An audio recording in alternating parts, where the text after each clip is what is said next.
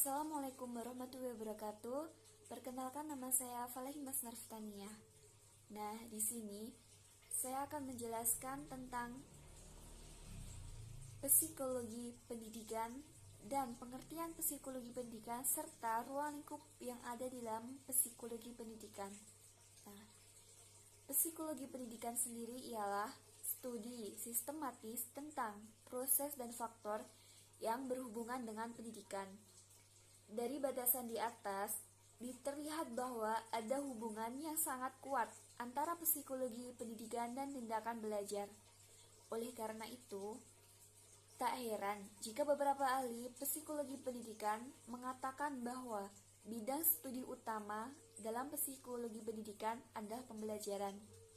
Nah, di sini dikatakan bahwa belajar sangat penting bagi psikologi pendidikan dan psikologi bagi anak.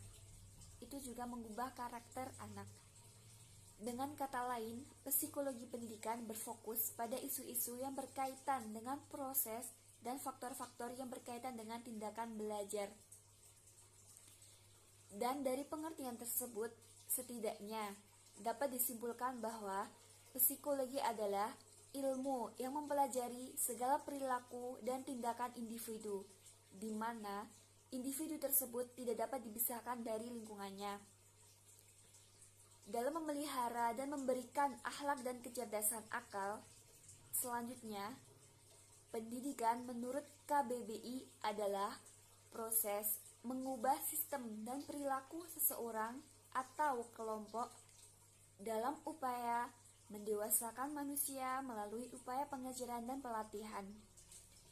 Psikologi pendidikan adalah disiplin ilmu psikolog yang menyelidiki masalah-masalah psikologis yang terjadi dalam dunia pendidikan. Ini terutama dalam dunia pendidikan anak.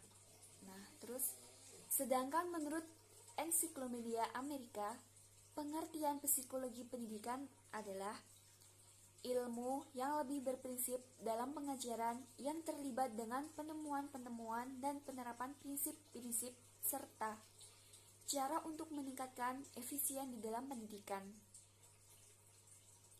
Dari uraian di atas, dapat disimpulkan bahwa pengertian dari psikologi sendiri yaitu suatu ilmu yang berusaha membahas semua aspek kepribadian, terutama dalam kepribadian anak. Jadi di sini saya akan menjelaskan tentang proses pendidikan atau proses psikologi bagi anak yang mencakup aspek kepribadian dari anak. Dengan melihat kegunaan dalam praktek, baik secara individual maupun dalam hubungannya dengan maupun hubungan manusia atau lingkungannya, mungkin kita dapat mengatakan bahwa psikologi pendidikan itu sebenarnya sudah termasuk dalam psikologi dan tidak perlu dipersoalkan atau dipisahkan menjadi suatu disiplin ilmu tersendiri.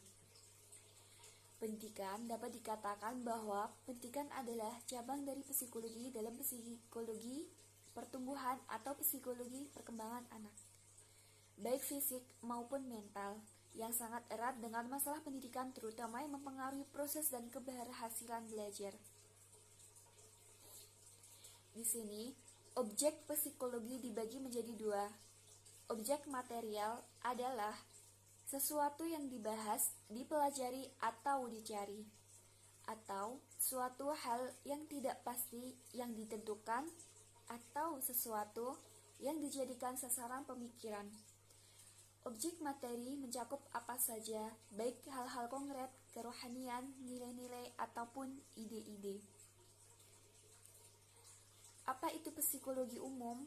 Psikologi umum adalah psikologi yang mempelajari kegiatan-kegiatan atau aktivitas anak pada umumnya yang normal atau yang kurang. Nah, jadi di sini dijelaskan bahwa psikologi itu ada psikologi umum dan psikologi khusus. Nah, terus psikologi khusus yaitu mempelajari dan segi khusus dan aktivitas psikis manusia.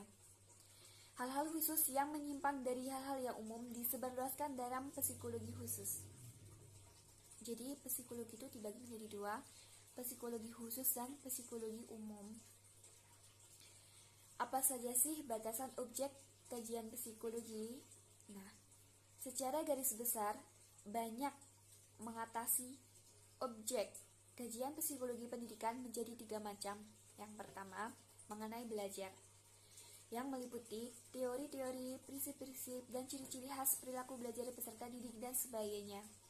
Ya, dari proses belajar ya. Jadi, dalam psikologi pendidikan, dalam proses belajar anak tuh dapat dilihat dari prinsip-prinsip, ciri, dan perilaku belajar anak dalam proses belajar. Jadi, peserta didik itu dapat diketahui psikologinya tuh dari proses belajarnya mereka. Mereka tuh bisa belajarnya cara mendapat ilmu yang dapat dipahami itu bagaimana, karakter anak dalam proses belajar itu gimana, itu dapat diketahui. Yang kedua, mengenai proses belajar, yakni tahapan pembuatan dan peristiwa yang terjadi dalam kegiatan belajar peserta didik. Ini hadir sama dari poin pertama.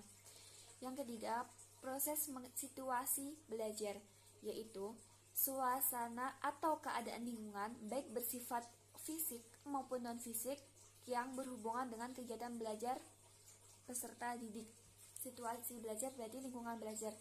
Jadi kayak anak tuh biasanya kalau belajar di lingkungan belajar yang sepi, di lingkungan belajar yang ramai, jadi beda-beda. Setiap anak tuh mempunyai kayak karakter sendiri. Oh iya, dia tuh punya karakter yang ketika ramai dia bisa belajar, ketika sepi, ketika keheningan, atau di situasi malam, siang, sore